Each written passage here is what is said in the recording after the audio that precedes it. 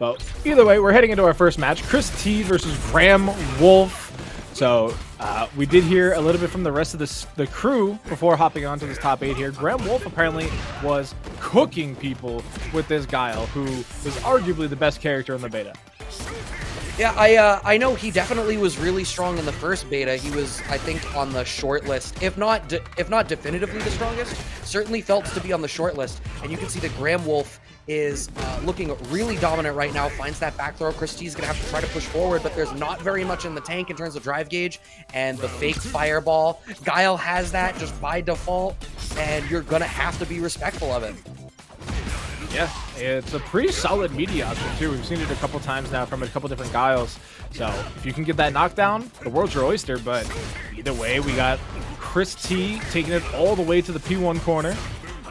Yeah, one thing that you can see that Graham Wolfe is doing really effectively is he's throwing the Sonic Boom and then drive rushing into medium kick, and you basically using the Sonic Boom to cover the guaranteed plus frames for the drive rush. What you'll find with a lot of other characters, ooh, that's gonna be a punish counter right at the corner. We're gonna have pretty big damage. We're not gonna get a third bar here. Overhead connects and a plus frames throw.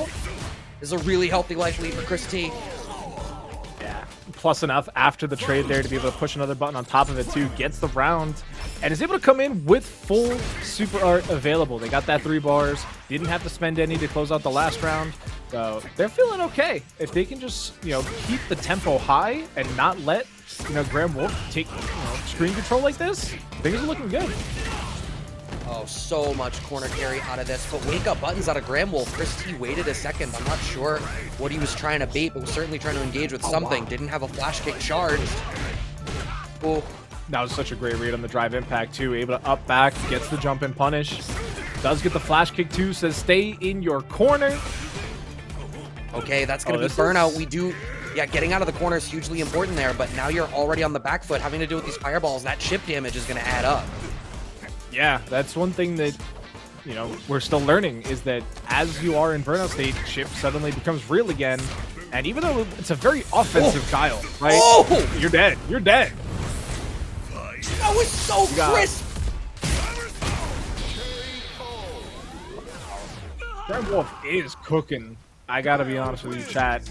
Tom Winkley did not lie to us backstage. He knew the tech. He knew what was going on. Shadow Ace asks, first to 3 all the way. Yes. That's a good question. Oh, it is first to 3 for the whole top 8. Word. Punish counter comes out from Graham Wolfe. Big damage, decent carry, and this drive management. And what I was going to say earlier, if you don't have a fireball, you know, you want to use drive rush into buttons in order to get the plus frames off of it, but it's hard to cover that against some of the options that people will bring to the table when they represent stuff on the ground.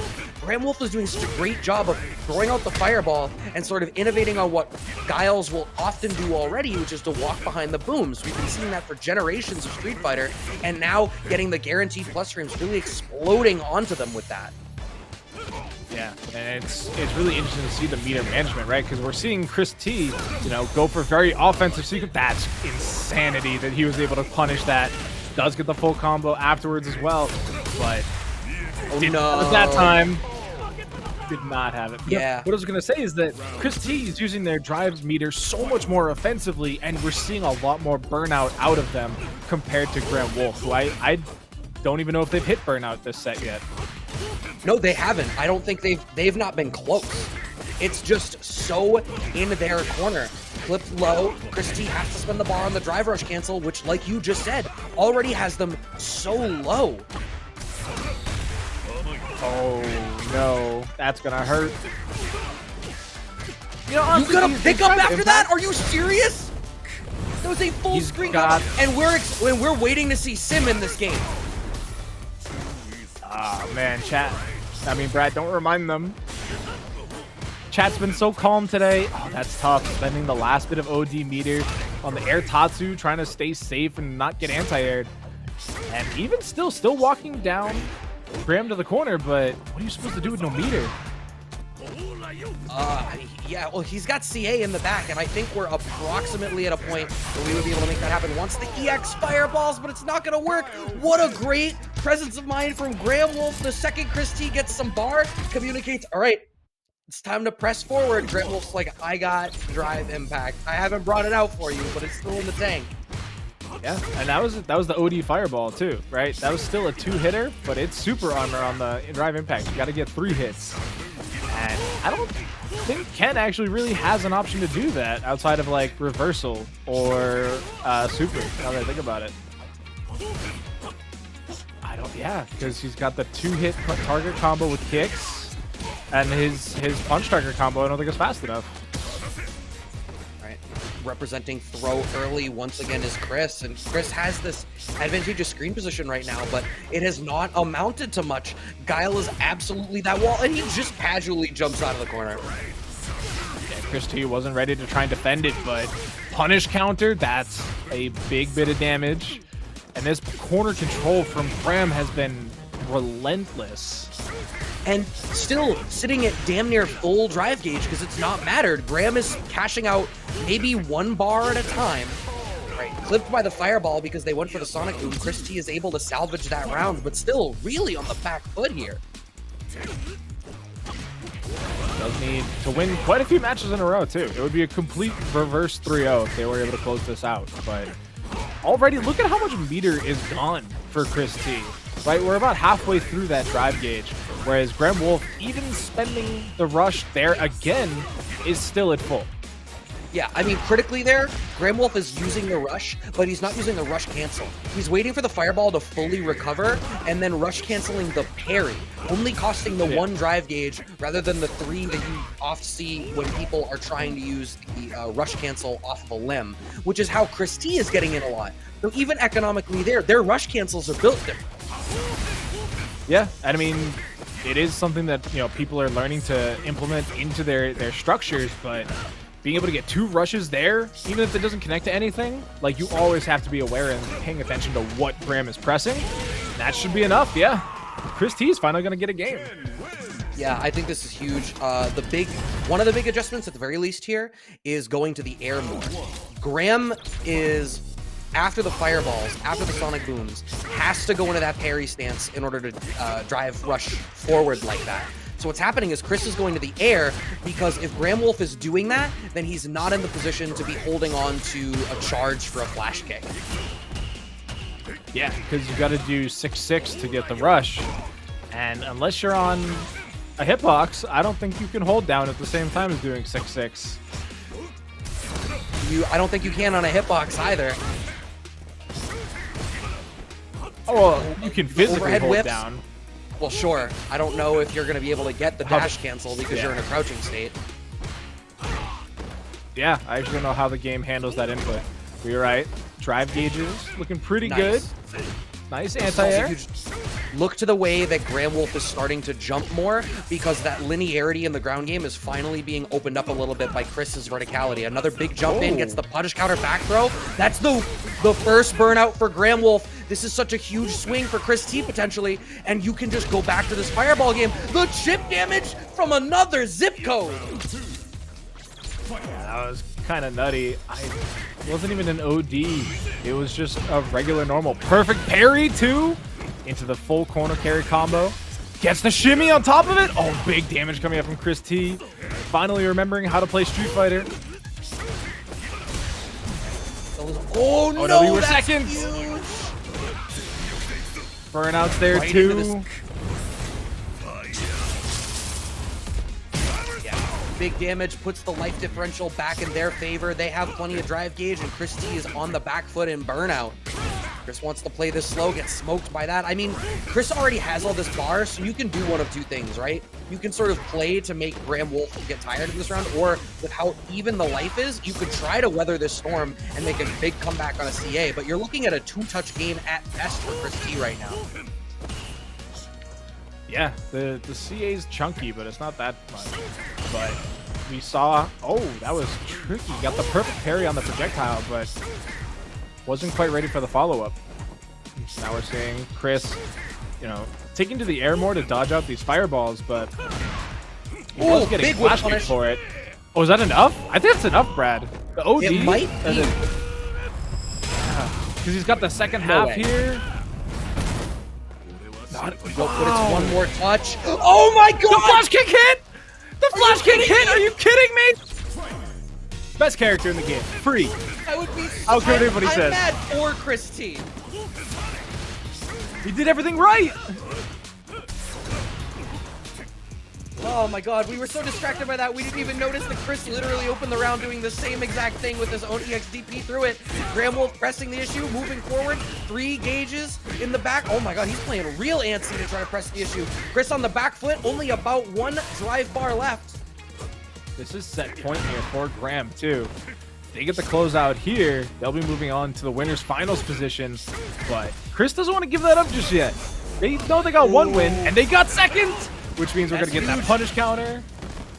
Yep, next touch would be burnout, I think, for Graham Wolfe. If he gets tapped, Chris needs to try to keep this definitely now. Methodical. But Chris actually sends himself to burnout, takes Graham Wolfe with him. All right, this is an honest game. Oh my god, dash up level 3. That's not going to do it. Chris T evens it up 2-2. Graham with the biggest, he tried it. Read. He tried it. I don't know why he tried it, but he certainly did. Nah, I believe it. I'm about it. As methodical as it's been, I like to see a little bit of the Wolf coming out of Graham. It does bring us to game 5 though, chat, and that's a tough scenario for Chris T. Gets knocked down off the flash kick, and man, how you jump at a Guile? Oh, punish counter, crouching strong. Big starter, a big jump in. We have the flash kick stored. This round is all but guaranteed to be Graham Wolfe, so I do not see how Chris is going to be able to make this back, especially if you're eating all these crouching fierces every jump in. Nice confirm. Wolf. The shooters on the roof from Guile? Yeah, he's got the full might of the U.S. military. You know they got shooters on the roof. That arm was so long. The long arm of the Air Force. Man, had air support. Yeah, man, he's got everything. He's a perfect character. Jesus, that was a punish. What's good for Chris here, though, is Graham Wolfe is actually kind of on the back foot in terms of drive gauge. It just seems like Chris has to spend so much more bar to get in, even independent of, drive rush cancels. And the life lead is getting pretty bad here for Chris. Even though they're both super low on drive gauge as well, the health bar does actually matter. Block it. We're going to get a big punish and the burnout. Are we going to be able to play and this? The shimmy! That's going to be the stun, and he has level 3 in the back. Big jump in. Are we going to be able to maximize the damage? Don't drop it. He didn't even have to spend the bar. All right, I got a little scared halfway through that combo. I was like, Chris, don't let it all fall apart here. Wow, that button just beat out the entirety of the EX Tatsu. This is the true final round right now. Yeah, they are full gaming. Oh, Chris drive gauge already gone. Oh no. Air to air. This is kind of sketchy for Chris T. Oh, he can fight back. He's got level 3 in the back pocket. Counter hit throw. This is huge. We're okay with making Graham Wolfe waste that. I mean, you're completely content to block a drive impact when you are not back up against the corner. And there's still a level 3 in the back for both players. This is very nearly a one-touch game. Walk up just gets the throw. Chris T, I think that puts him in a spot. Oh, that jump was probably supposed to be like a DP into level 3. That's a DP. Didn't get the level 3 cancel, though. But gets the low connection. And, of course, Chris is going to confirm. That is Chris T taking the reverse 3-0 against Graham Wolfe. That is absolutely insane. And the wait. No, that's not the Disturbed cover. They covered no, they covered that Sound name of I Silence. can't remember either. Sound of Silence. There it is. Yeah. But either way, we got the Kimberly mirror on deck. ElderGoose versus YJK. And the Kimberly, apparently there's a Kimberly Discord, Brad. I don't know if you know this or not. That they've just been grinding this character out and getting all the tech in place and all the grime ready for showcasing it this weekend in tournament. And clearly they've been successful. Yeah, I was going to say, it's been pretty apparent the Kimberly players have really leveled up from Beta 1, really ironed out a little bit more of the offense. And one thing that I want to highlight is you know, Kimberly obviously has the ability to do overdrive versions of the specials or to get these drive rush cancels. But when Kimberly doesn't want to spend drive gauge, she always has access to the final fight combo, which means that off of lights, she always has a reliable knockdown generator. Oh my. And we're just keeping the tempo high here from YJK. Even gonna get the counter kit there, but that's tough. Going for the jump out, even throws out the big normal, gets eaten up by the super armor, and that's how that's game 1 actually in the books. Jesus. Here for YJK. Kind of nutty how quick that was. The run stop connects, works out for YJK, and plenty of plus frames. ElderGoose is looking kind of comfortable in this P1 side corner. Can we get this player some lodging? I think at this point, like, I'm starting to worry about if it rains, if they're just gonna be stuck here. Do they have a way home from this corner? Can we get him a sleeping bag at least? Oh my. Recovered just in time to be able to keep that drive impact at bay. Gets the counter to it and is able to stay alive a little bit longer. Ooh. Gets the air-to-air too, for anti-air. Pressing the issue. There's that target combo, Brad. Yep, gonna get that knockdown. Do we have the bar in the back? No, I think if we had spent a little more, we could have been able to make that happen, but YJK is clearly comfortable right now. Round 2. Yeah, I think once you get, you know, control here and you're able to just keep pushing forward as Kimberly, it can sometimes be a little bit overwhelming. We're finally going to see ElderGoose get a little bit back for it, though. Oh, okay. ElderGoose is really representing that reversal a lot, and I think it's in part just a testament to how effective YJK's offense has been, but part of the difficulty is it puts ElderGoose on the back foot here. We get this level 3, I don't know how close we're going to get to... Yeah, we got maybe a third of our burnout state through on that. Yeah, and that's going to be pretty impactful now that we're in this corner, right? Like, even though the throw escape, there it is. Doesn't actually get the stun, though, because it's the crumple. But, hey, we'll take those. Has the CA in the back pocket as well. Doesn't get a chance to spend it, though. Yeah, YJK can absolutely make this happen, but we were a little bit too hungry for the wall splat. But ElderGoose doesn't choose to commit any resources, so it's not going to work out for them the way that they need it to. ElderGoose fishing off that standing medium kick. Oh, he gets it! Oh, but it doesn't actually link all the way! That's tough. This spacing must have been just not there because they went for the target combo and it just stopped working halfway through. Back throw. Nice back throw. ElderGoose does have that damage bonus from having done the level 3 in the last round. She's listening to her tunes. YJK, if YJK pops level 3, we get the lyrics version. I thought they were going to use it earlier last round too, but me too. Coming in here. Oh, they have to use it here, right? No, they're being a little bit greedy here. Back throw out of ElderGoose, trying to slow it down, using the elbow drop as a bait. Oh no! ElderGoose got the command run instead of the sequence they wanted, but here we go.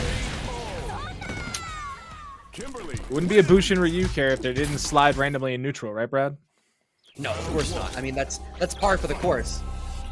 But I mean, if you do it in the right sequences, it can obviously be made meaty. You've seen a couple of spots. I even saw some games in my block earlier with Maverick where it looked like it was made legitimately plus. That is a tough cross up to block sometimes, so definitely got to be careful there. Let's throw him back into the corner as well, but crouch jab. We've seen a lot of it today, Brad. I don't know if you guys saw as much as we did, but everybody loves to do that on Wake Up, it would seem. I don't know what the frame data is for it exactly, or if it's different on all the cast, but everybody, doesn't matter the character, has woken up with a crouching jab.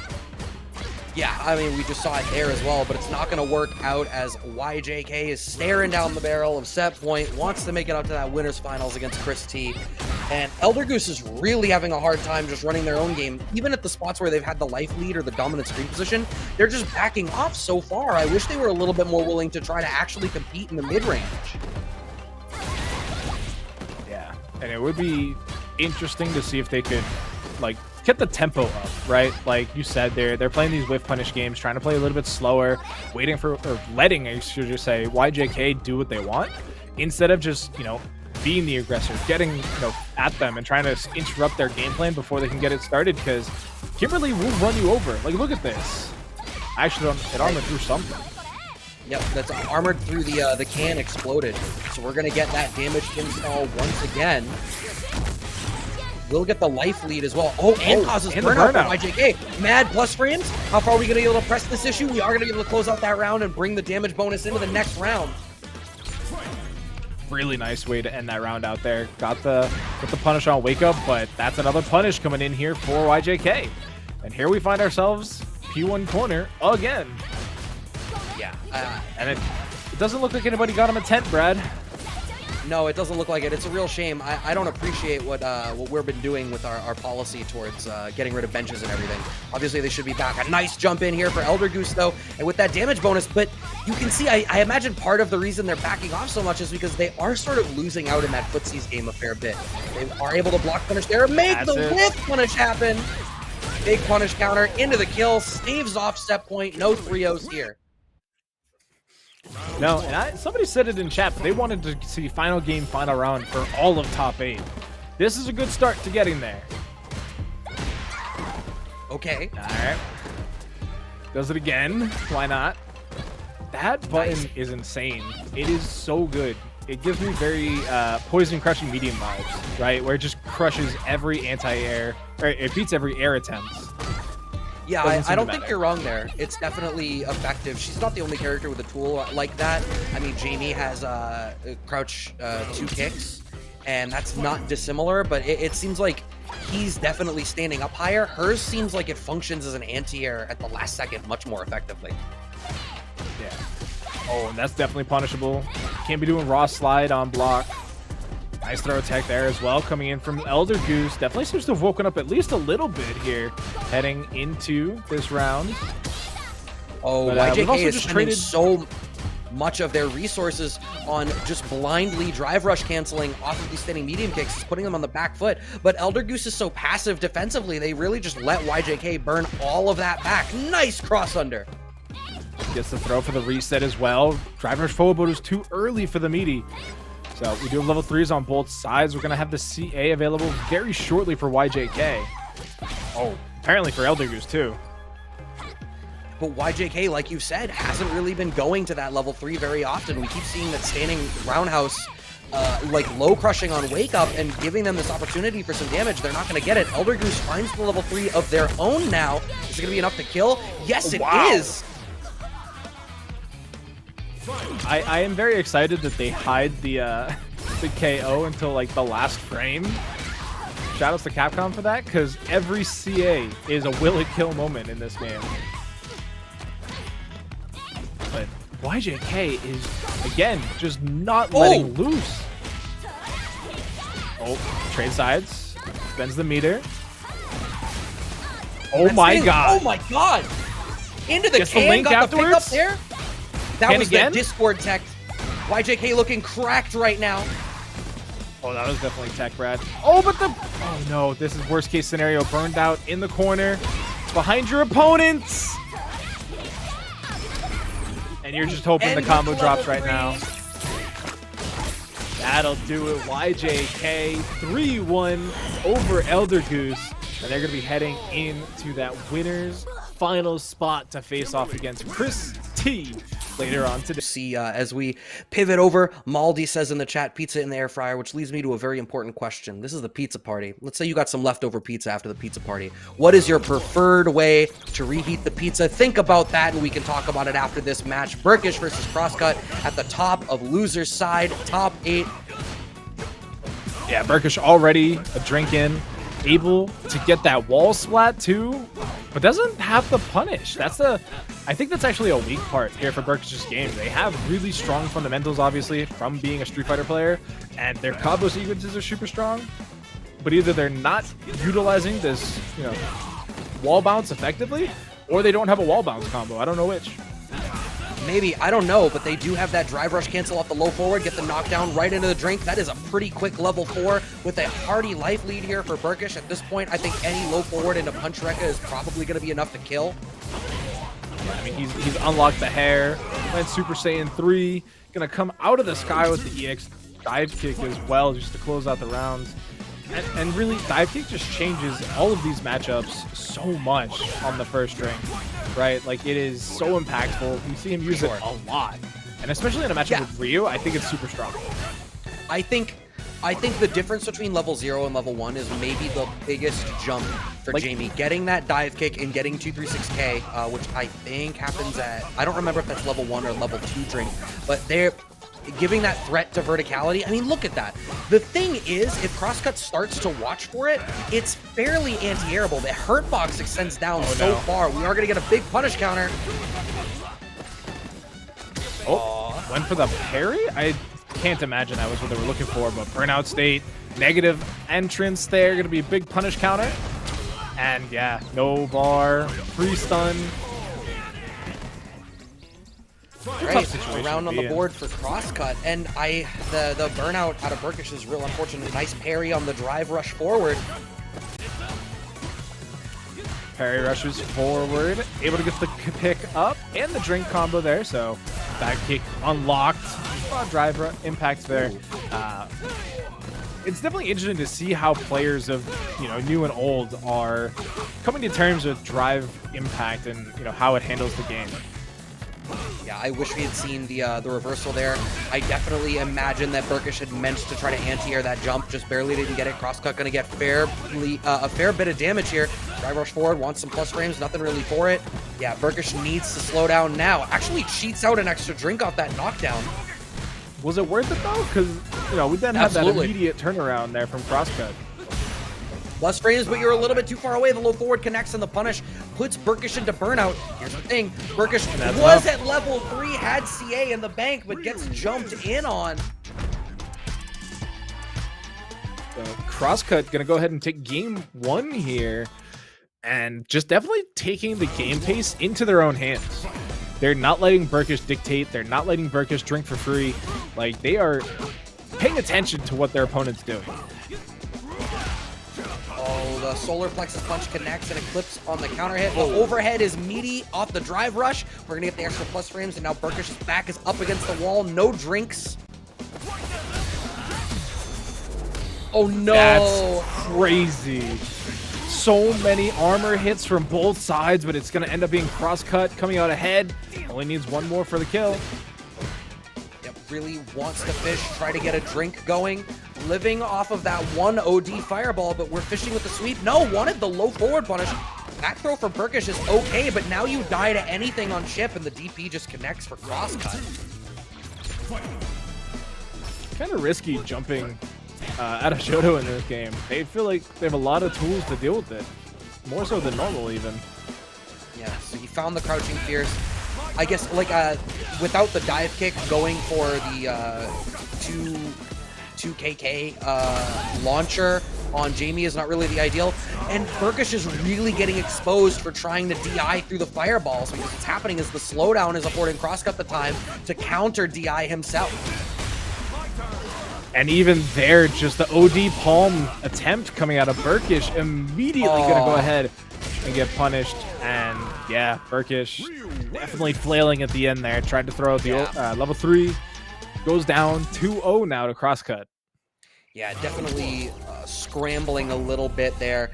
I think as strong as he was looking in game 1, you can see that when he doesn't have the drinks in place, Burkish is really struggling to keep the control of the game. It seems like he really wants that dive kick. Gets access to it now. Gets the knockdown again, but I want him to use that standing medium punch more. It's his only plus on block limb, and this reliance on like sweep as another way to cheat out more drink levels is a real problem. Burkish trying to look like he's going back to that whiff punish roots and that solid fundamentals that he has, but even just trying to jump out of the corner is so scary for him. And no anti-air. Yeah, the lack of anti-air is really problematic here. Does get the drive rush cancel forward off of the whiff punish. We've got 2 drinks in the back, but with how little drive gauge is here, this is a scary spot for Burkish, who actually gets smoked out. The DI would have killed him, even without the burnout state after CrossCut. Looking to clean sweep this. Yeah, super armor will not keep you alive in this game, so you can't just try and cheat death with that. But Gets the knockdown, gets a drink. Now has access to dive kick, plus after the EX version. Gets the knockdown. But look at how much drive gauge Burkish does not have. Needs to try to run a more honest game around like standing strong. Okay, cool. Finding the launcher as the punish, and this is what we need. That first drink level is really what opens up the game for Burkish. You can see really wants that dive kick, which actually is very telling given that you and I know how often we've seen how important it was for Burkish to get EX knee drop as Urian. If you could answer EX knee drop, Burkish got exposed. So if he can't even use the dive kick in this one, clearly that's the translation. Man, it makes so much more sense why he plays Chip now, too. Why he went from Soul to Chip, even. It's all coming together, Bradley. But here we go. Lots of drive rushes coming out here. The parry rush, making sure that everybody stays stocked. Is that enough? It's just super hard. It's not critical. Yeah, okay. One touch, guess for game. One more shot. Has CA in the back. Oh my god, just gets by a hit by the fireball? fireball. I'm watching on the thing, it was counter hit, so he tried to do something. Yeah. I don't know what, but no, that is going to be Burke. I do wonder how much of that is just from... Oh, actually just heading right into the game. Never mind. Screw Luke. We'll talk about him later. PortaJon on the sole Chun-Li that we've had on stream tonight, going up against LateenX, who just played Kimberly. We know what this character does by now, right? Yeah, we've seen a little bit of Kimberly, but PortaJon has really impressed me in what I've seen of them. They look really confident with the Chun. Oh, okay.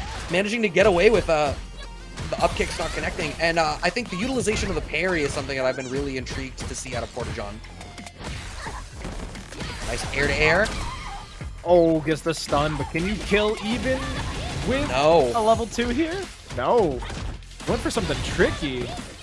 All right, we had crouch jab into SBK. Oh, back throw's gonna connect for PortaJon. Connects with a low forward. I don't know what LateenX did, but they did not block. Yeah, blocking counter hit. It was probably wake up crouch jab. That's true, actually. Whoa. Crouch jab, very successful in this game. And the punish counter on the slide. Oh, right into the level 3. No, that's actually just the level 2. We saved the bar for a rainy day in the future. I love the check. Brad, I've seen that special so many times. I'm just expecting it to be the CA. Oh, nice jump out of the corner here. But LateenX just can't take a throw. Oh my god. There's that stance too. You didn't have the DI through it. Went into the stance, came out with the quick limb after, smoked LateenX for trying to DI out of the corner, and gets that first game on the board. PortaJon looking dominant. There's a reason I'm one of the masters from 2. Yeah, PortaJon is actually crushing it. Able to get the throw tech there off of LateenX. Dodges out on the dash up as well, but oh, look at this counter hit. Full link. Oh my god. The crispy links. What was that? LateenX had to spend the last little bit of their drive meter to try and get out of the corner. Able to follow it up with the teleport though, but we've seen it build back up here for PortaJon, and that'll do it. I don't know what that animation is right now. That animation is silly and it does so much damage. Drive rush forward. Right, wanted to drive impact to get through the can setup, but LateenX waited on the back foot, was ready for the throw punish. Pressing the issue, has PortaJon slightly back to the corner, but I love that PortaJon is so willing to be like, no, just because you threw the can out doesn't mean that you're not covering the space in front of you. Yeah, you know, that's PortaJon recognizing that those paint cans have a 30-second fuse on them. Actually, I don't know how long it is. It's just mad long. That's all I know. That was a reset, too. There was a reset in the middle of that, and we have the level 1 in the back to close that out. PortaJon, oh my god. Chun-li. Crispy Link standing resets for the stun reset? What the hell? PortaJon must have been in the first beta. Just simply must have been in the first beta. No way you can get this good in the span of how long we've been playing that. And holy cow! Shadow Royalty with the $101 contribution to the Matcherino fight against cancer. That is insane. Thank you so much, guys. That means a lot. Trying to press the issue PortaJon wants to back up, play that fireball game a little bit. They press forward a little bit too much with that roundhouse.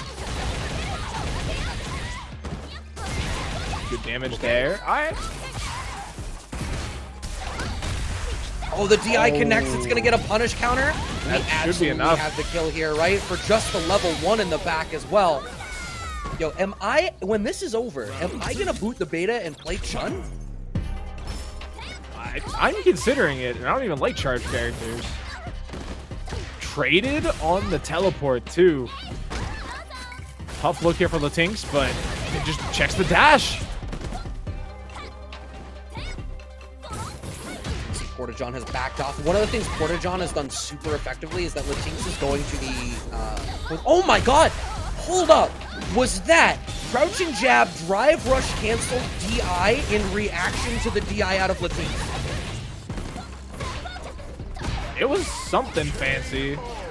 And PortaJon just closing out the set 3-0 over LateenX. And PortaJon, I'm excited for ElderGoose and CrossCut. I'm excited to see all of these come out. Here we are. ElderGoose and CrossCut is going to be our first match as we round out the losers and want to bring this up to the top 4, giving Christy and YJK a little bit more time to cool off.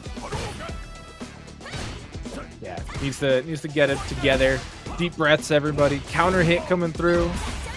Oh, you are definitely punishable there with that EX donkey kick. Gets the knockdown, but back to full screen.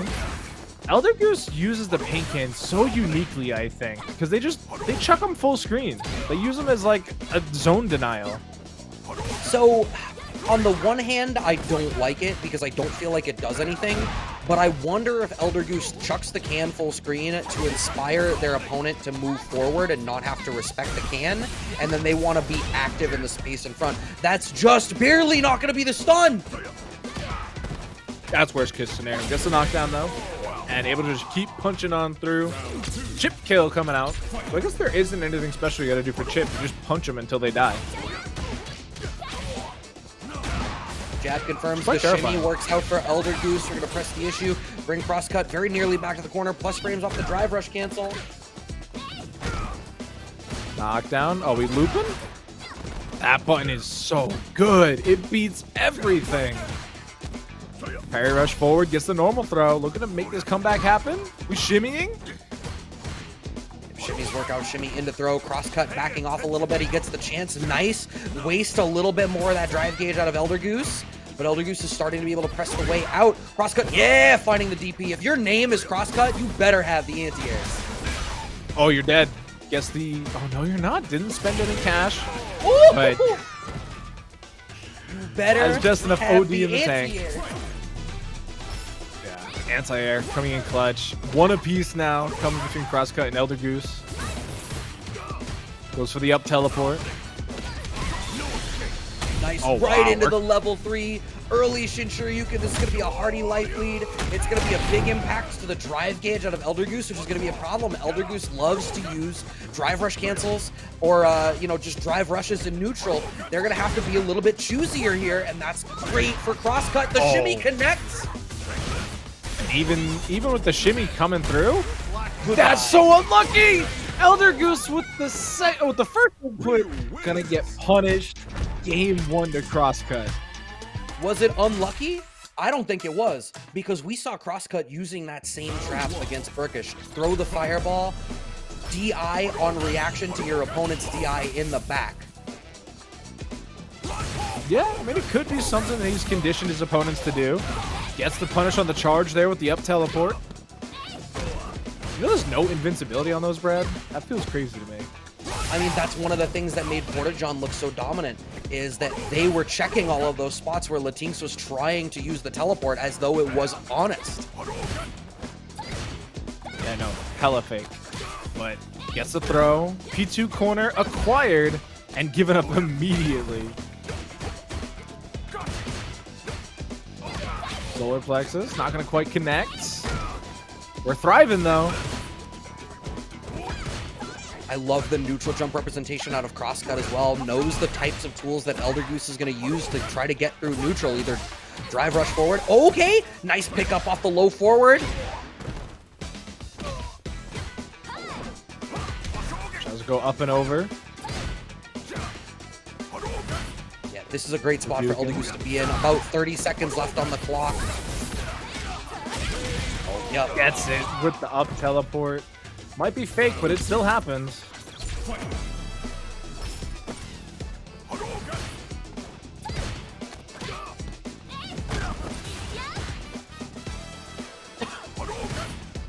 Fireballs coming out from CrossCut. Okay. OD version of the teleport to try to get in, but we don't get a whole lot out of it. And here we go. Gets the level 3.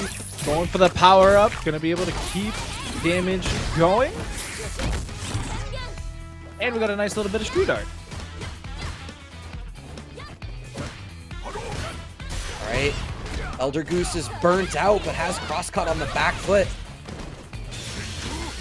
Oh, wake up level 1 is not going to work out for them. ElderGoose going to be able to close that out 1 game apiece. So I know gold doesn't really fit with the motif of this game, but I feel like we did lose a little bit on the 7 golden letters of a perfect KO. Wow. Bouncer slide actually working out there for ElderGoose. That's crazy. Nope. Nice throw tech out of ElderGoose, but we get the pickup. That's what you were saying. Those teleports, there's no invulnerability. If you can react to them, you can check her. And we saw the punish there on the drive reversal too. Drive reversal, there's a reason we don't see it all that much. It's very punishable. It's blockable. And you just don't get nearly as much benefit on hit as anything else you could have done to try and get out of the situation. Having to contend with that medium kick out of ElderGoose, but we still have those anti-airs for CrossCut.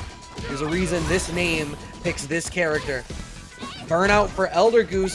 If CrossCut's able to burn a little bit of space for themselves, they're not going to be able to, though. Burnt out or not, CrossCut's unable to breathe, and ElderGoose takes the lead in the set. That's a lot of jabs, Brad. That was a lot of crouch jabs. But able to apply some pressure. Punish counter? I don't even know what he punished. That's crazy. Alright, gets the launcher. Parry rush forward for a little bit more damage. I'm not sure how I feel about using that resource in that way. I don't think it was worth the damage that we got. Alright, we go into the level 3, but with the difference between burning level 3 just before burnout and within burnout is so drastic. She gets like 30% through the burnout here, but if you had managed to do it before you burnt out, it would have, you know, got you back to like green drive. It's not gonna matter if you win anyway, though. I can do all the postulating about the way the resources work, but if ElderGoose is just gonna get the dub anyway, what do I know? I mean, we don't know a lot, Brad. It's still a beta day 2. There's still a lot to learn in this game. So, ElderGoose starting to make a little bit of a comeback here. And we are down to, just double check chat, 3 Matcherino codes remaining. 3. That is one-handed amount of Matcherino codes. I definitely think you guys can get that done to close out all the Matcherino codes and close out in the Conquest of Cancer. Just like we're looking to see ElderGoose close out in this set, but CrossCut's hungry. Yeah, I love that neutral jump blow up. Drive reversal comes out of ElderGoose. We managed to push CrossCut back to mid-screen, but it's not going to matter all that much because you're still stuck against the corner. Walk up, standing strong. CrossCut takes the round. ElderGoose is a little bit miscalculated their drive gauge there with that drive reversal. Up, down, coming through. Big punish counter coming out there from CrossCut, though, getting a little bit closer to this P1 corner. Great tech coming out there from ElderGoose, trying to stay alive, but man, neither of these players can get these jump-ins down. Right.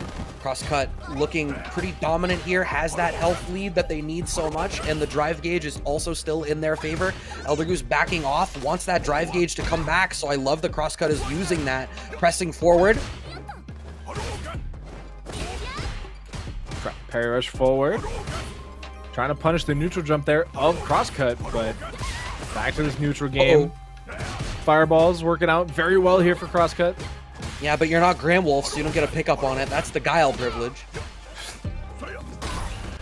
That is a very privileged character, Brad. We had that conversation with Zero earlier, but oh man. Yeah, so that was such a scary spot because ElderGoose obviously had to be hugely respectful of the possibility of DI, but they didn't want to jump straight out because CrossCut's already demonstrated how strong their anti-airs are. So it ends up in this super tense spot where ElderGoose can't really hit a button because they'll get smoked on counter hit, can't really commit to anything because DI will cause the wall stun that kills them. It was as close to checkmate as we can see in this game right now. Yeah, and you're gonna have to find an answer eventually, but the answer right now is apparently throw tech. But here we go. Ooh, what an answer. That was like the first frame of ElderGoose's DI that ate up the armor. Great stuff from them, great reactions. That was so grimy! Layers! Oh, that's finally tech. Put out the can. No, we don't find the air-to-air. The elbow does not connect. The early jump medium kick out of CrossCut works out for them. Smoked by the lows, but nothing really comes of it. And we reset back to neutral off the throws. ElderGoose gets hit out of something and enters burnout.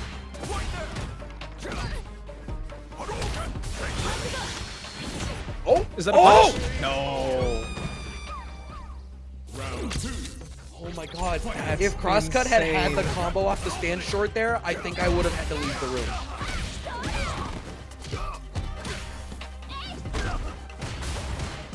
Alright, pressing the issue. ElderGoose is in the driver's seat, exactly where they want to be, but no! Oh god. CrossCut managed to get out, but the DI through the Hashogi. We actually go into the level 1 here.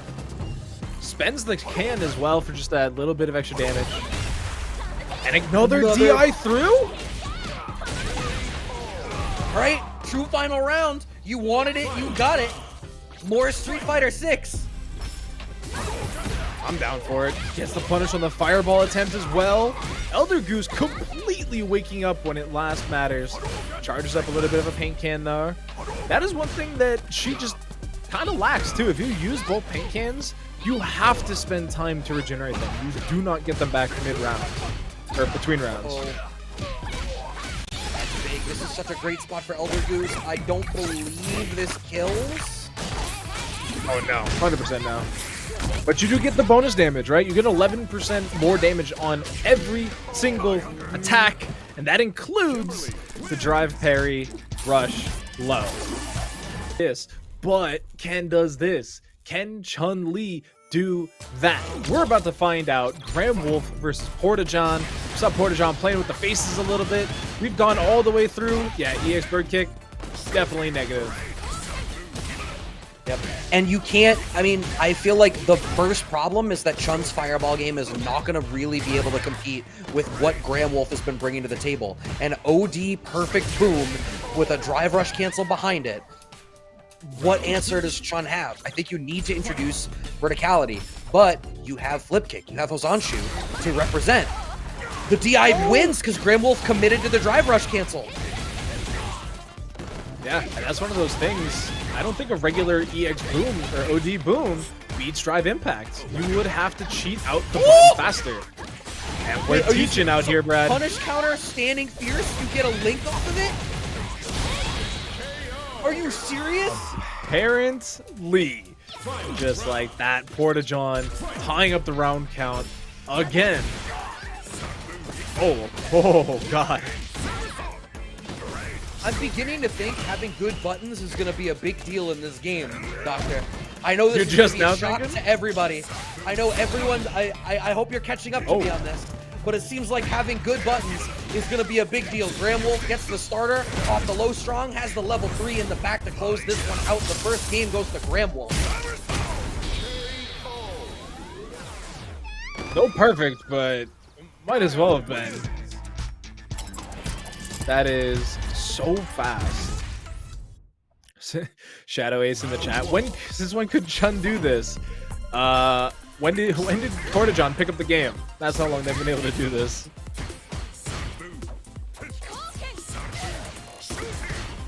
Projectile from Chun-li just not quite cutting it in this battle of wits, but again, taking advantage to armor through the flip forward. And look at the damage, Brad. Like, it's so high from Guile. And it's this pressure, right? PortaJon absolutely has the ability to be really explosive, but you need the ability to get in the driver's seat. Goes into the stance, flips with the overhead. Oh, the instant overheads!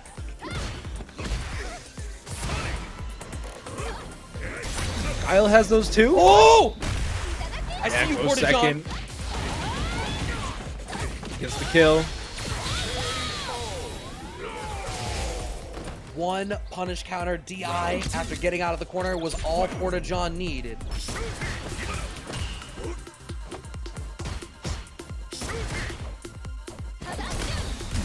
See.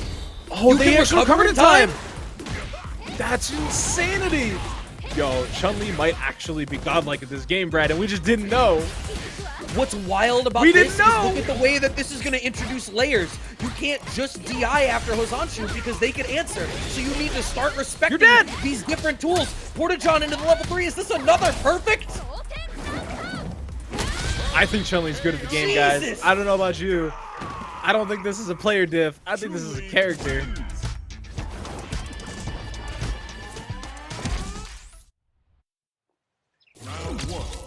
You gotta master Wow. stance cancels, says chat. You know what? That's fine.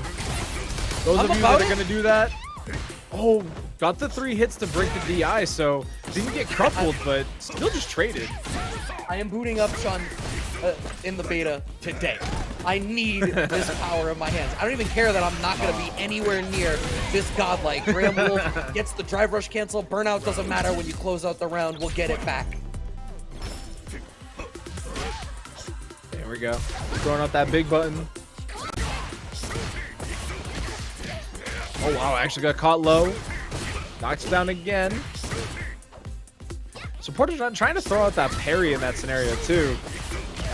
We've seen it a couple times now, that boom reversal. Oh, is that enough? That's enough! my God. Oh, and you got the, oh, didn't have the charge. That's what it was. I cannot believe that PortaJon was close enough to the corner for that to connect. Gets the command jump to be able to get out. Wants the dash after the jabs. We're not going to get it. PortaJon uses that DI, resets us back to neutral a little bit. Wow. Gets the mid combo drive rush as well. Trying to get plus frames off the EX Fireball, and they just weren't there. PortaJon does not want to use DI for a trade here with how little they have, because I think they're worried that even into a level 2, it's not going to kill. Now they can, though, off of this punish counter, because they're going to build the level 3 here, so I think they should have enough. Yeah, definitely once that connects. I mean, look at the damage just so early on. And there's still a hit at the end here. Bah! KO.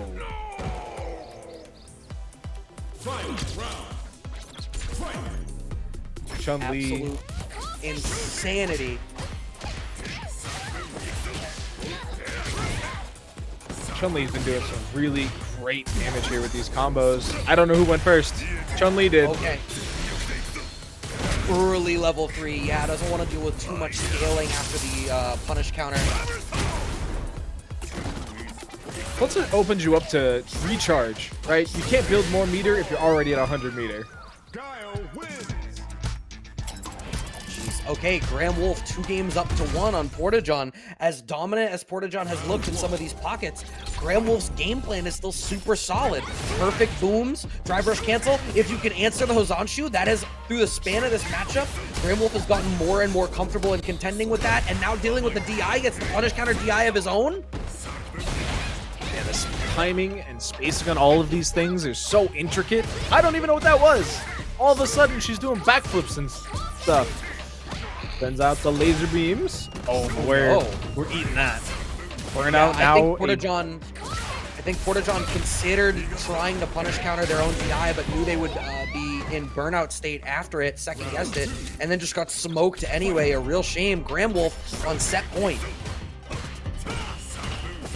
Set point against Guile when you still need to win more than simply 2 rounds, I mean, is a heavy ask. This character does so much damage, has a lot of good setups, and even there, right, just sets up the Cyclone and waits for you to wake up.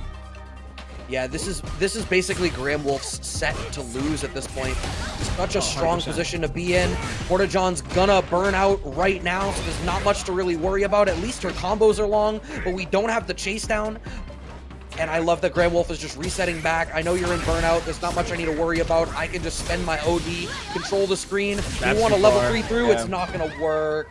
The ab spreads didn't work at all, but yeah, you're definitely too far away for a connection there. But yeah, means that they should have a 50% chance of winning the tournament. But the number is about to get smaller, not this game, but the one afterwards, as we are going to see Christitarian up against YJK, and Chris T's taking full control of this P2 corner. Yep, YJK, Crescent Issue moving him forward, but wake up buttons out of Chris T. Absolutely not respecting YJK. If you're gonna meaty me, you better have the meats. Yeah, you got to take me to Arby's, not Subway.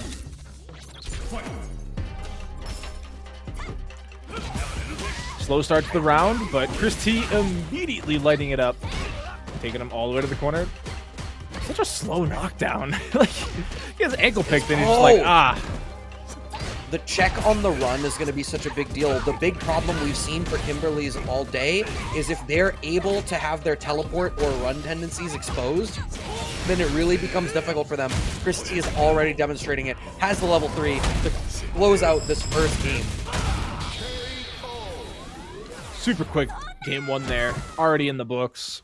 So Chris T, I mean, Kimberly is going to be one of those characters you have the most practice against, because even just looking at this tournament as a representative, like, there's a large number of Kimberlys out there, and you know, you're seeing a fair amount of them on ladder or on the Cavs as well, quick play, whatever it is you're playing right now. And the character's strong. The character's easy to pick up, right? She's got good normals. Her specials are still pretty good. She's got, you know, nice little target combo gatlings. Like, she's easy-ish to pick up. Like, I think her floor is super low. It's just that her ceiling is incredibly high. I think that's fair. She's a character that you feel like you're engaging with her core gameplay loop fairly quickly, but that doesn't mean that you're engaging with the system mechanics and your opponent, and that's a whole other level. But that being said, the Kimberlys that we're seeing today, particularly this late in the bracket, are absolutely engaging with the character, finding the punish counter throw. That's going to be huge. That drive gauge is going to be a big deal, and the OD fireball puts Chris T in burnout.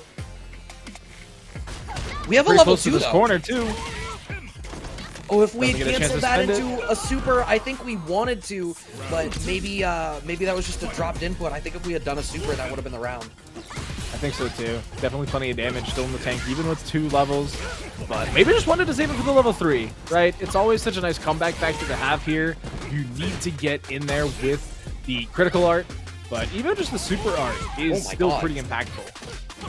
I love that just walk forward and then counter hit standing jab is such a real threat. Back throw coming in there. And, you know, we haven't really seen the loops yet from Ken players here today, but they are available. Those Jinrai like Coops, but whew. I know, it's fine. You just got mixed the same way YJK did. That jump in fierce from Chris T, ensuring that the jump stays same side. It was such an ambiguous jump in, and it worked out great for him. Back throw gets us damn near the corner. Ken's jump ins in this game are super ambiguous. I don't know, Brad. I'm just watching the game here, man. I just work. Forward throw and just crush. Big counter hit right into the level 3. Chris knows how to close out a round and close out a game. That is 2 games straight now, ending with a clean combo into the level 3 for the kill. And Chris T is going up 2-0 in winner's final. Look, Brad, it's an advancing heavy punch. I feel like everybody should be used to this by now, right? Luke's been out for how long? Just block it. Just block it 5-head? I think Kimberly is trying, but it's not working out too great. Wow. It was an attempt at an anti-air, but Chris T recognizing the prevalence to use that upwards elbow. I don't know the input, but I know the output was that the OD air Tatsu worked out great for Chris, and now YJK is on the back foot in burnout against the corner. I'm just waiting for the DI to come in from Chris. There it is. There it is. Meaty DI on wake up, nothing you could do, and that'll do it. Set point now here for Chris T.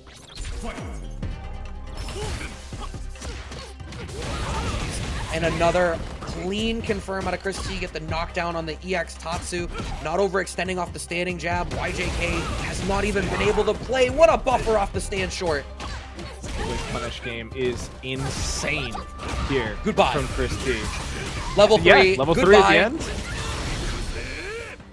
Thanks for playing, YJK. We'll see you in Grands, baby. Chris T cleanly moves on. Chris T's play is as clean as that Ken is dirty. Ken wins. Insane play. Fairly condensed. That being said, I think you and I both know that a lot of people like to get the best view they can from as high up on the tower as they can, and people like to be jumping up the tier list and getting a better look. Wolfe versus ElderGoose in the loser semis. Yep. So we're going to get to see a little bit more of this expression, and look at that. Already the punish DI coming through for ElderGoose. Hopefully they're still warm from their last chance victory, but little grime coming out there with the paint can. Oh, a big jump in for ElderGoose. How far are we going to be able to push this? We don't have as much damage. We have the can in the back, but the quick low connects, and Wolfe gets smoked out. Yeah, the setup there for ElderGoose is, you know, it's causing people havoc, but outside of the actual physical meaty, I don't think it's real. You can kind of play around the paint can. Yeah, I was going to say, every version of the setup that I have seen, there's definitely gaps placed in different places. I wonder if the gap is deliberate so that you can wait and try to punish someone hoping to DI out. Because that's something that you need to be mindful of all the time, right? Level 2 comes out from ElderGoose, so we're going to get a fair bit of damage here. Drive bar a little bit low for both players. ElderGoose uses theirs to press the issue, and we do have not only is Wolfe burnt out. Oh, that's stunned. I actually don't know if I like that from ElderGoose, because this is going to give Wolfe all their resources back. Yeah, oh, you even took the time to charge up a paint can, but look at all this damage you're taking now. Spends all the cash, gonna go for the full cinematic critical art, and we get the disrespect version here. You just stepping on him like that. Nah. What's insane about that too? Oh my god, if we were a little closer, we would have had the pickup. Oh my god, we'll be able to press the issue, but we burnt ourselves out. ElderGoose about to get out of burnout, so Wolfe needs to press the issue. That early flash kick into the overhead covered by the V-skill. I don't know what the name of that move is, except for a V-skill. My 5 player is showing. Wolfe, what a comeback. So fast. Gonna start this round strong again, though, for ElderGoose, trying to make it back into the winning side. Gets a forward throw. Life looking good here. Missed the anti-air, though.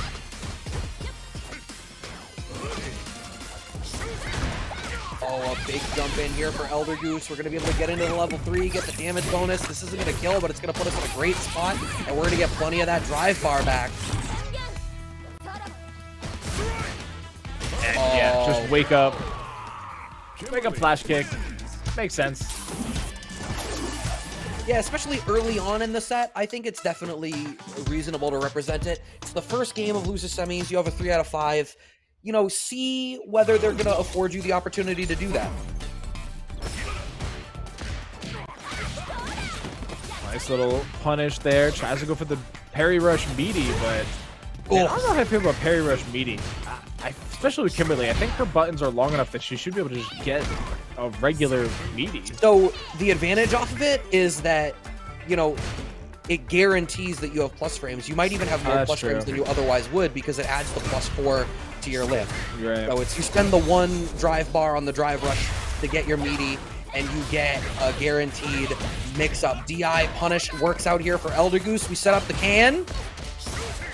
Oh! But even the can explosion wasn't enough to make you plus. But unfortunately, Wolfe is in burnout. Level 1 is going to connect. That's not real. The teleport has no invuln. Wolfe playing real wild right now, trying to catch out ElderGoose, but finds the flash kick to close out the round. Much more solid play coming out there from Wolfe than the round previous. Even here, counter hit comes in, spends the full version of the rush. Gonna spend all 3 bars, gets the back thrown, and now you're shimmying? Oh, we're reaching, Brad. Yep, Sonic Blade meaty. Wolfe has ElderGoose back up against the corner. Oh my god, the bazooka knee actually comes just shy of the parry and earns Wolfe a punish, gets the wall bounce here. Oh, another wall bounce to close it out. No, we didn't have the super input in the back. It's fine. A crouching fears to secure it. A game on the board for Wolfe. A little scary, not gonna lie, but able to hold on for a little bit longer. Ties it up 1 apiece now. Yeah, so the boom on block +17. Well, at least from the distance it was at. Sorry, excuse me, chat. I shouldn't say that Sonic Boom is always plus 17. That would be ridiculous. But, you know, maybe try it out for a little bit, Capcom. Let's see what it's like. Right. Connects. We get the big pickup here for ElderGoose. Spending that extra drive bar for a little bit more knockdown. We clip with the low. Okay. Oh. No, we didn't get. I think we wanted the Bushin throw, maybe? It's not going to connect. Yeah, so we've seen him do it before. It is the bomb explosion, and then you're able to get the EX command grab afterwards. But because of the trade, like on the hit of the explosion, ElderGoose wasn't able to get the input fast enough. Wolfe wants to be the aggressor, but had to back off. ElderGoose goes into burnout for the OD teleport, bets it all on black, and it comes out great for them here. Quick update, it is 1-1. Don't let the overlay confuse you. ElderGoose up 1 round in this game 3, and Wolfe is so ready for those teleports. Wow! Was able to parry rush forward into the forward throw to beat out the DI attempt there from ElderGoose. But they're going to get the trip. Gets the knockdown. Still trapped in the corner, though. And this life lead is... this life lead is very hard to deal with. Yeah, the only thing here that's in ElderGoose's favor is that Wolfe is not in a spot to do the perfect boom drive rush forwards to try to finish the job. They have to play a little bit slower, at least for a time. Or you can just DI through a standing medium kick and get around on the board for yourself. A win is a win is a win.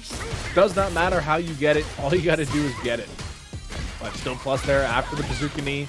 Able to get the couple jabs afterwards, but it was because that parry rush, like you were just saying, Brad. Jesus.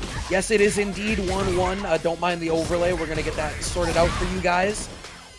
Oh, nice slow profile there. Beats out the empowered Sonic Boom. Oh, it still hits so high.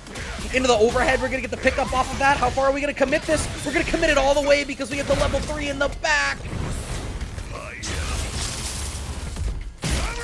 And that's going to be 2-1 for Wolfe off of that one. Guile wins. Like, I was over here talking about Guile's TODs earlier. When Bunch came into chat all heated saying I was spreading propaganda.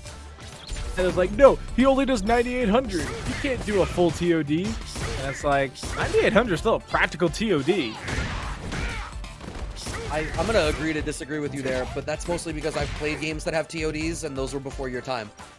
Yeah, sure. There are TODs. I mean, I played DNF, but like, I'm just saying, like, being able to be 200 damage short of a full life bar, in all practical sense, you're gonna get the kill if you can get that started.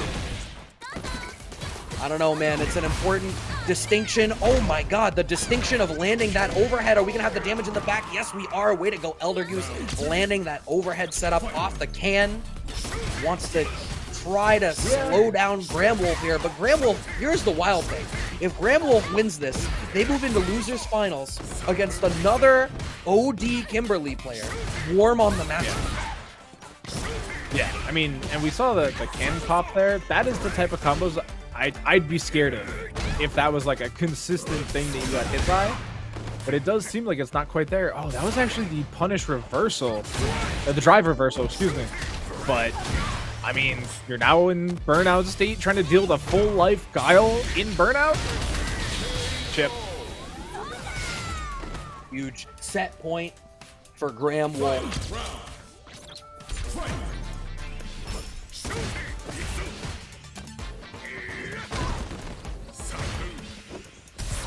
Throw wants to press the issue. Okay, we just parry that DI. I imagine maybe that was supposed to turn into a drive rush and it just didn't work. Oh no. ElderGoose getting a little loosey with it. Gets hit by 2 booms and then immediately plus frames into the shimmy. Wolfe is fully loaded in the back. That's going to close that out with the level 3. Wolfe is going to move on to the losers finals to run it back against another Kimberly against YJK. Guile wins. And that is a very... So as we head into this next matchup, it is going to be Wolfe versus YJK. And Wolfe is hungry for that run back. They want to prove that they can beat Chris T in the set. Yeah, but first they have to get past YJK. But that being said, like I said a second ago, GramWolf is 100% warm on this matchup. So it's beholden on YJK to bring a different kind of energy here and really expose GramWolf. Has their punish counter DI here to close out this first round in pretty short order. Yeah, you saw the nice little cancel at the end there to counteract the drive impact there of GramWolf. Like, if you got the reactions, the world is your oyster in this game. There's so much stuff you can get away with if you got quick hands. All right. Jumping attempt. Takes the corner. Throw game opening up. It's important to set up. Now we see that GramWolf is already willing to represent buttons, so YJK goes for a real meaty that time. And you just got hit by it. It was just sitting there doing nothing. YJK is being surgical right now. You can see that they're being very methodical in the way they're setting that stuff up. And once again, standing medium kick, drive rush cancel into DI on reaction to yours. What a great sequence out of YJK. We saw it out of PortaJon earlier as well, if I'm not mistaken. It's obviously an important thing to be representing against some of your mid-range kicks. And what a huge reaction to close out that first game. And again, YJK 100% success rate on countering DI. Can it continue? If it continues, I think this set's a wrap. I don't know. I think GramWolf is going to have to stop representing DI. He's going to have to find a different way to contend with what YJK is bringing to the table. Whiff punish on the crouching Pierce is huge. Shimmy works. Punish counter means that GramWolf is on the back foot. Level 1 is going to beat the attempt at a DI. You wanted the stun. Instead, it was my level 1. Walk up low forward. Even in the burnout state, GramWolf's Guile still ready to throw hands. Yeah, I don't really understand the decision making, but it's all coming together. That round, at least for GramWolf, being able to punish that drive impact with the level 1, it's kind of sick, actually. We don't see that represented often because everybody wants those level 3s, but every super in this game has its usages. Gets the throw under threat of bomb. Clean. GramWolf is being dismantled right now, and early ending up in the corner in an early order is really being a problem for GramWolf, who is still having to commit to this DI for some reason. Yeah, you can see how well they've adjusted to a high tempo game though, right? This round they immediately came out swinging. Yeah, they throw out a raw DI in neutral, but everything except for that has been super clutch. The EX reversal to get out of the corner there from YJK, but it just brings us back to neutral, and GramWolf continuing to keep high tempo game plan. Okay, that's going to be the big starter. We've got the resources in the back. We don't have to spend them. We had enough drive gauge to press that out one game apiece. GramWolf showing signs of life. Just needed a breather, that's all. They just played ElderGoose, right? They got to think before they get to play another Kimberly. Already half their drive meter gone, too. And you can see every time that they're holding down there, it's like, if you go for a teleport, I'm 100% going to flash kick you. That's something that GramWolf is really trying to do when they hold on to that down charge. Oh, that was Nice kind of parry. close. Gets the punish counter. Oh, that punish countered? That's tough situation there for Graham, who is playing a lot better, but that's going to be enough. Yep. Gonna press the issue all the way. I love that people are, even if, I don't know if it's gonna end up the most optimal thing, but I love that there's this willingness of like, well, if I know it's gonna kill, I can go into burnout and just sort of drive rush cancel until I can't, and only then spend the resource. And I think players are kind of comforted by the fact that that resource restarts every round. Right? Like, if it wasn't that way and you had to be a little bit more careful with your drive gauge, I don't think players would be as willing to just go ham with it. Like, burnout state sucks for sure, and it sucks to be in, but like, it is not so much of a detriment that you're dead, actually. Level 3 to close this out at the end, and you're toast. No, we didn't believe, maybe? Or we got a drop? Maybe a drop. It connects into the drive rush into the level 3. GramWolf! Wow. YJK punch in the air right now. Can't believing they have to go into a final round here in game 3. At absolutely insane how much the game can swing out of your favor when it was yours. No anti-air on the jump in. We're a little bit worried about the elbow drop that I feel like hasn't even been represented all that much by YJK. Yeah, they're just doing full jump-ins, not being punished. All right, drive impact actually going to work out that time. There's that elbow drop, and it's immediately punished. I like that, bringing out the standing medium kick as the anti-air choice. Nice punish on the slide, great spacing out of Wolfe, but not discouraged as YJK, but they overcommit, and they're still smoked by the DI. Wolfe spent so much in order to get into range. EX flash kick, one more touch is all they need. No chip damage just yet, as long as that drive gauge is not grayed out. Oh my god, the empty jump there was brilliant. If Wolfe had landed with a button, that anti-air would have killed. But YJK walked forward 1 pixel too shallow to connect with the anti-air, and Wolfe gets the whiff punish. Are you kidding me?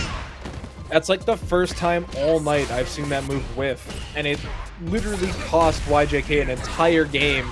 And they're just not playing the same they did in that first game. They're playing so lackadaisical and getting punished for it. All right, that time it works in their favor. Yeah, and they may get the burnout here. No, they'll certainly get it on the next touch. Oh, tries to DI through. Wolfe has 1 bar, nearly 2. Are they gonna have the damage in the back? No, but I think they're clearly comfortable trying to play from burnout state here. Yeah, you can see both of these players just not wanting to spend level 1s, level 2s. Like, we're currently in a meta where a lot of the times it's safer to just wait for that level 3, especially for Kimberly, right? Because you get that 11% damage boost. It's critical that you can get that super art off at some point. But I don't know, Guile, I feel like the rest of his supers are pretty usable. I don't know. I mean, for the level 2, right? It's just the install. I don't know that we've seen a whole lot of that outside of in like training mode combo stuff. Wanted to press the issue, had to parry on the fall down, and the throw is going to kill. YJK is bringing our losers finals to a game 5. Final game chat. The players are hungry. They want to make it to that grand finals against Chris T. They know that there's one Ken sitting ahead of them that could be theirs for the taking. They just gotta get there. They just gotta win these matches. Finding the throw, YJK is starting to inch forward. Wolfe ends up surrendering a lot of space. I imagine a lot of it is just the fear of, you know, dash slide. The slide's been tripping people up all day, figuratively, literally, metaphorically, as we get the back throw to full corner control going over to YJK. Even though life lead just now starting to get significant, it's going to take a lot for Graham to take this back.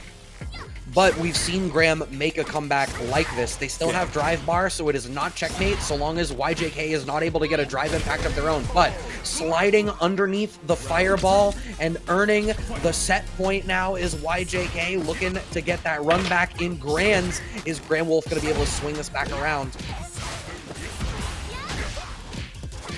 Yeah, we actually haven't seen Wolfe come back after being in a deficit. They've always had the lead or just gotten straight up cooked, but we're going to see as we get a nice little sequence here. Tries to drive rush grab, but YJK had the read and the anti-air and the counter.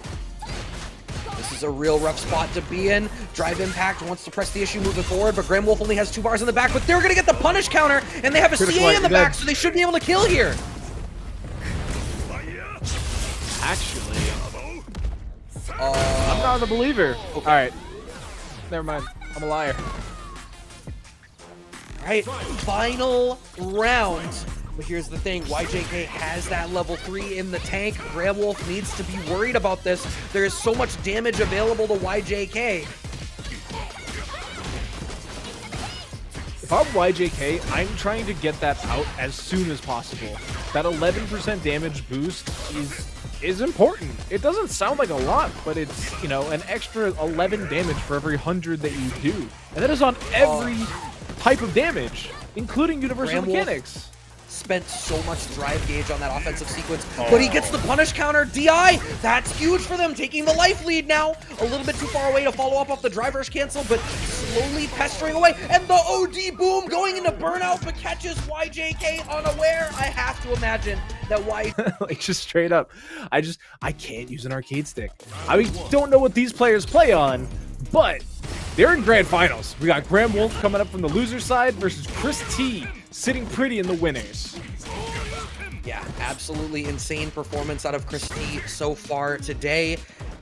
This was, as you had said, the closest set that we really saw for Chris T, and Graham Wolfe really established that game plan that they have early on, exactly like that fireball game, and the fact that we have the damage in the back, the rundown, big counter hit on the step kick, and Graham Wolfe closes out the first round. That was almost super bad too, because you saw Graham Wolfe use the parry rush to get in, and then the move they comboed into was just straight up blocked. So they immediately went right into the next parry rush, but I don't know, sure you get plus frames, but it's not all there. Right? Jump back out of Graham Wolfe, but Chris T is completely fine with you jumping back. There's nowhere to go. The corner's right there. I'm just going to anti-air you anyway. Yeah, that's not the target combo for Ken. It is literally stopped after the second part of that. It is negative. It is not cancelable. It is just, you're stuck with your leg in the air. And as he's DIing you, is not the time to be thinking about your life insurance policy. No, absolutely not. And we know Ken's life insurance policy is looking a little lackluster right now after whatever mad gear you're doing. Finding the low forward into the fireball. We are going to connect into the level 3, but we're not going to get the full animation. Don't get as much as we would have liked, but the shimmy's going to work. Christy finds the crouch strong, understands he doesn't have the damage in the tank, sets up the shimmy, and Graham Wolfe is caught reaching. Man, that is a big read coming out from Chris T. The conditioning already in place. And look at the damage. Starting off strong here, takes the P2 corner control, and just keeps getting the counter hits. Yeah, there was definitely going to be a flash kick there, but you know what? We're completely fine with this. Punish counter starter, not much out of it, but I think Chris is content to just block for a little bit, let Graham get it out of their system. Yeah, no negatives to blocking except you lose a little bit of drive gauge, so. Cancels, Nice check. Jab, and yeah, of course we're going to spend the meter. It's the final round. Why wouldn't we? I can't take it with me. Ken looks so dope in this game. I love his visual redesign. So good. First game on the board for Chris T. Graham Wolfe, if he wants to make this happen, has to swing back for an entire set on the loser side in order to make this even begin. That's a couple Nice times whip now punch. we've seen Graham Wolfe set up the hurricane there, and Chris T still jumps and isn't immediately blown up by it. The timing for Chris T on that read is so clutch. And Chris T looking like they've gotten a lot of Guile practice since we last saw them on here. You know what? I'm not even gonna give Chris crap for missing the jump in there because I love everything about that sequence up until that point. Baiting out the DI from Graham Wolfe, going for the Tatsu so that he gets the standing reset rather than a knockdown, and the DI for the stun after. Just great presence of mind from Chris, who's really structuring his offense around the system mechanics. Oh, we got Jinrai loops coming in. Oh, that was Dragon Kick loops, so excuse me. But there's the parry cancel. No knockdown on the punish counter there. Whoop! Downtown 3P coming through. Yeah, that's gonna be flash kicked every day of the week. You know Graham Wolfe has that.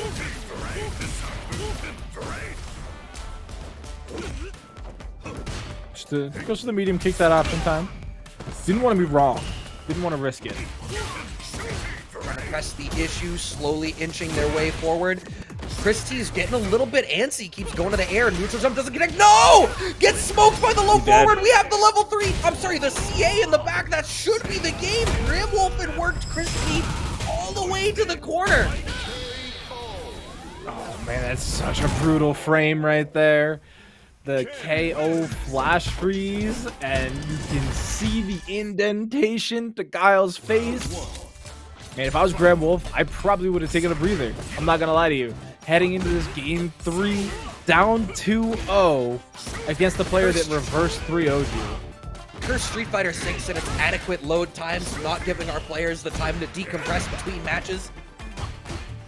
That's true, actually. I mentioned earlier that the quick load speeds means that when you get the fast forward effect, it fast forwards so much more because you missed out on so much more between the sets. Chris T fighting on the back foot here. Graham Wolfe finding these anti-airs. Looking real crisp. I kind of wish that Graham Wolfe would try to play a little bit slower, a little bit longer.